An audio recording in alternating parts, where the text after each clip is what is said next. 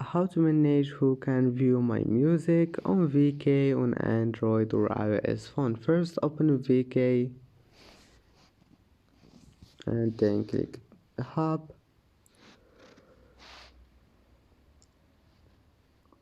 and then settings, then click privacy,